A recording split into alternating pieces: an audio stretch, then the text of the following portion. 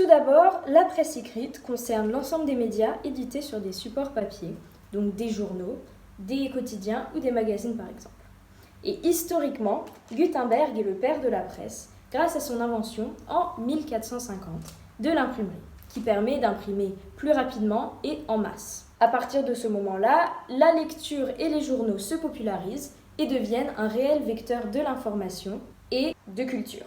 Depuis, les journaux sont devenus un média indispensable dans notre vie quotidienne. Mais comment sommes-nous parvenus à faire tant de progrès ? Et surtout, qui est à l'origine de ces grandes révolutions ? Nous allons donc voir quels ont été les grands hommes de la presse ces 4 derniers siècles et comment leur rôle a bouleversé la presse. En étudiant John Walter Ier et son fils John Walter II, ainsi que Émile de Girardin et Eugène Pelletan. Donc nous sommes en 1785 et John Walter Ier, un Écossais, fonde le Daily Universal Register, qui deviendra le Times en 1788. Donc il a une vision et une ambition complètement nouvelles pour ce journal. Il veut que celui-ci soit accessible à tous, mais surtout qu'il ne soutienne aucun parti politique, en espérant d'attirer le plus de lecteurs possible. Ce qu'il ne sait pas encore, c'est que le Times servira de modèle pour pratiquement tous les journaux dans le futur. En 1814, John Walter Ier meurt et son fils, John Walter le second, lui succède.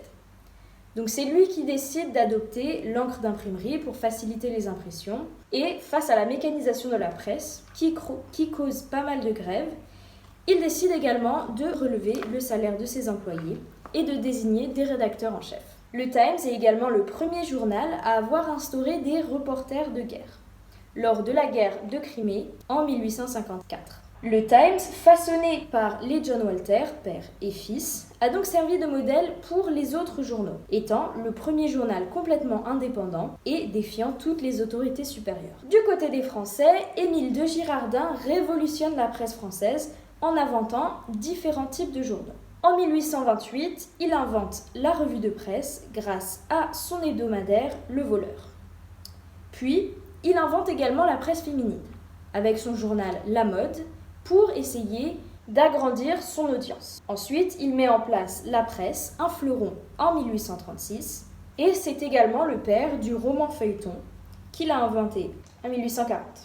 Enfin, il crée La Liberté, son journal, dans laquelle il instaure une rubrique de sport. Émile de Girardin est donc à lui seul le père de multiples types de journalisme et de rubriques qui alimentent les journaux jusqu'à ce jour. Enfin, Eugène Pelletan est également une des grandes figures journalistiques françaises. Il était le rapporteur de la loi du 29 juillet 1881, celle qui concernait la liberté de presse. Donc cette loi consistait à garantir le pluralisme, à supprimer les autorisations de publication requises au préalable. Et pour Pelletan, cette liberté de presse permettait surtout de condamner des délits de presse, comme l'insulte, la diffamation ou la fausse nouvelle. C'est donc grâce à Pelletan que la presse connaît des réglementations qui aident à réguler et à valoriser le journalisme aujourd'hui. En conclusion, de nombreux hommes ont modelé la presse afin qu'elle soit aussi diversifiée et complète de nos jours. Et leur rôle a donc été fondamental pour bâtir la presse et son histoire.